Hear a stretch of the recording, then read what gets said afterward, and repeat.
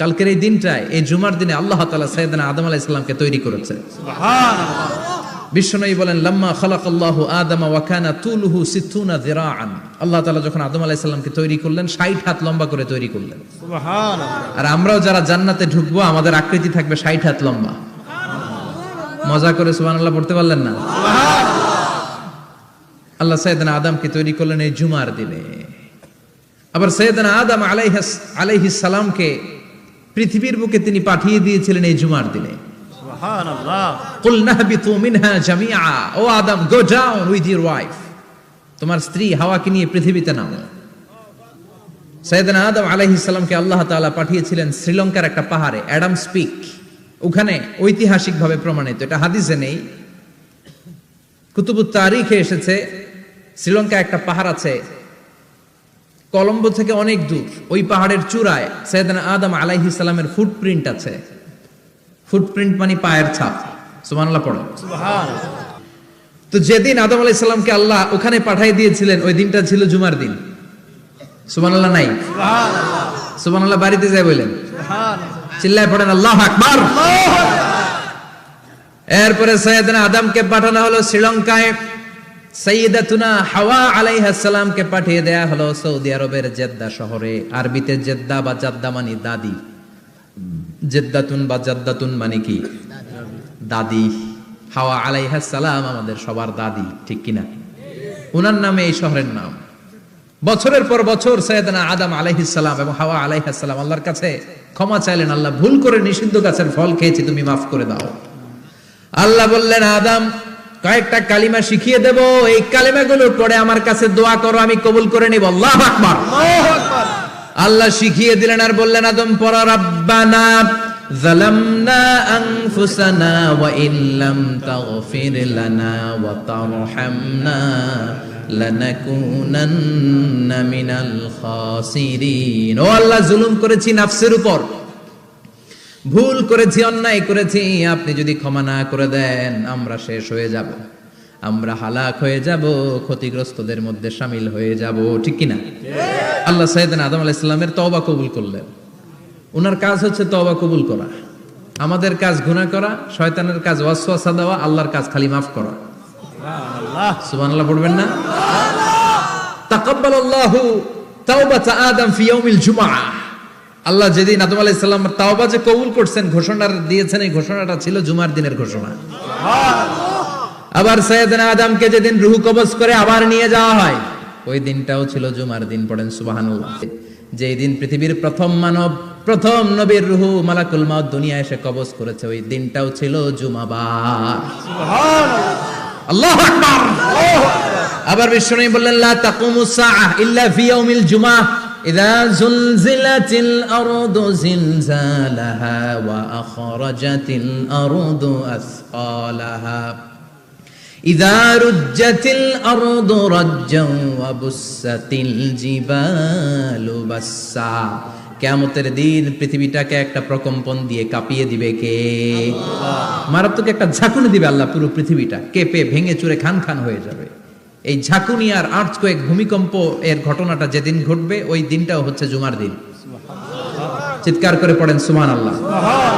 তার মানে আদম সৃষ্টি হলো জুমার দিনে, দুনিয়ায় নামিয়ে দেয়া হলো জুমার দিনে, তওবা কবুল করে নেওয়া হলো জুমার দিনে, রূহ কবজ করা হলো জুমার দিনে, আবার কিয়ামত সংগঠিত হবে জুমার দিনে। পড়েন সুবহানাল্লাহ। আবার বিশ্বনবী বললেন, আর রমাদান ইলা রমাদান, এক রমজান থেকে আরেক রমজানের মাঝখানে যত গুনাহ হয় মাফ করে কে? আল্লাহ। তারপরে বিশ্বনবী বললেন, আল উমরাতু ইলাল উমরাহ, কেউ যদি একবার উমরা করে পরে আবার করলে 2 উমরার মাঝখানে গুনাহগুলো মাফ করে দেয় কে? আল্লাহ। আবার বিশ্বনবী বললেন, আল জুমআতু ইলাল জুমআহ কাফফারাতুন লিমা বাইনাহুমা, এক জুমার পর থেকে সামনের জুমা আসা পর্যন্ত যে সগীরা গুনাহগুলো হয়, সবগুলো সগীরা গুনাহ মাফ করে দেয় কে? রজব শাবানে বরকতে দাও, রমজান মাসে গুনাহ ঝড়াও, সপ্তাহ জুড়ে তুমি বরকতে দাও, জুমার দিনেতে গুনাহ ঝড়াও, রজব শাবানে বরকতে দাও, রমজান মাসে গুনাহ ঝড়াও, ঠিক কি না? তার মানে জুমার দিন গুনাহ মাফের দিন। সারা সপ্তাহে ভুল ত্রুটি অন্যায় যা করলাম জুমার নামাজের বদৌলতে সব গুনাহ মাফ করে দেয় কে? এই দামি দিনটাকে আল্লাহ ইহুদিদের দিতে চেয়েছিলেন, পায় নাই। আলহামদুলিল্লাহ কইবেন না? আলহামদুলিল্লাহ। ইখতিলাফু, তারা ইখতিলাফ করে হারাইছে এটা। এই দামি দিনটা রব্বুল আলামিন নাসারাদেরকে দিতে চেয়েছিলেন, ফাখতালাফু, ওরাও ইখতিলাফ করে হারাইছে। এজন্য ইখতিলাফ ভালো জিনিস না খারাপ জিনিস?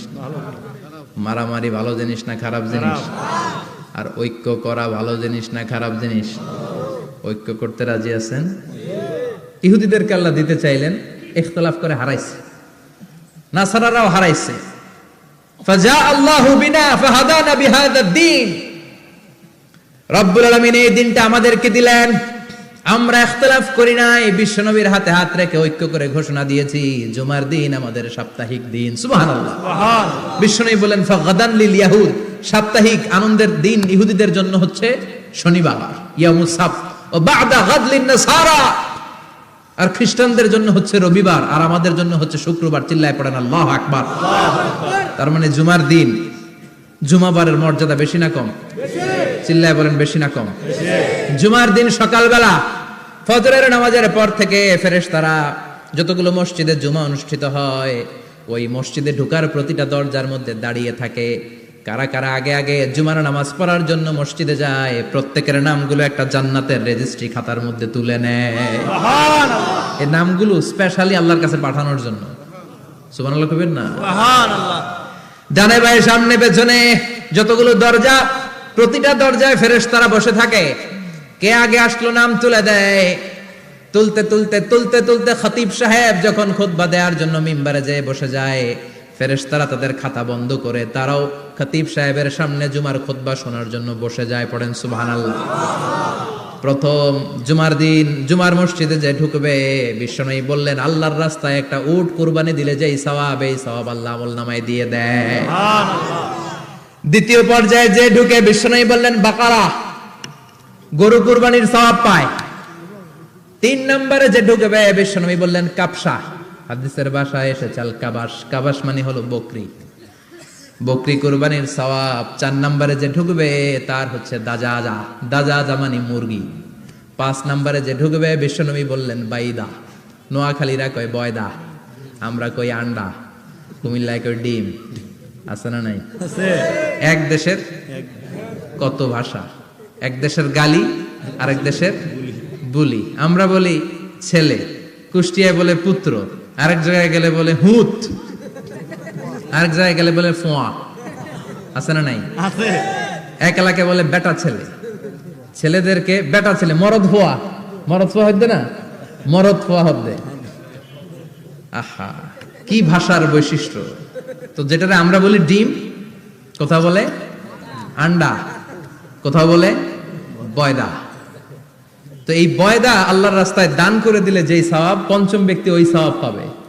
এই 5 জনের পরে আর লেখালেখি নাই, বাকিদেরটা নরমাল এন্ট্রি করে সব ফেরেশতারা খুতবা শোনার জন্য বসে যায়। সুবহানাল্লাহ। সুবহানাল্লাহ। তো জুমার দিনে আগে আগে যাবেন তো ইনশাআল্লাহ। সবাই রাজি আছেন? ইনশাআল্লাহ। চিৎকার করে পড়েন ইনশাআল্লাহ। ইনশাআল্লাহ। আলহামদুলিল্লাহ, আমরা এই জুমার দিনটাকে রাষ্ট্রীয় ছুটির দিন হিসেবে পেয়েছি, পাইছি না?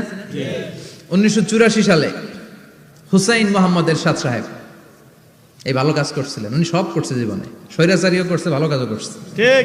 তো খারাপটা আর আমরা না বলি, যেটা ভালো এটাই বলি। ঠিক।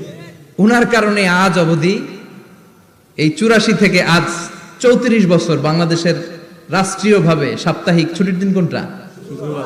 আলহামদুলিল্লাহ কইবেন না? এই উসিলায় আল্লাহ ওনারে মাফ করুক। পৃথিবীর অনেক দেশে কিন্তু শুক্রবার ছুটির দিন না। আমি বছরের বেশিরভাগ সময় মালয়েশিয়াতে থাকি, মালয়েশিয়ার সাপ্তাহিক ছুটির দিন রবিবার। খ্রিস্টানদের সাথে অনেক বিজনেস তাদের মেনটেন করতে হয়, তো তারা যদি শুক্রবারে ছুটির দিন করে তাহলে সপ্তাহে 2 দিন ব্যবসা বাণিজ্য কাটা পড়ে যায়।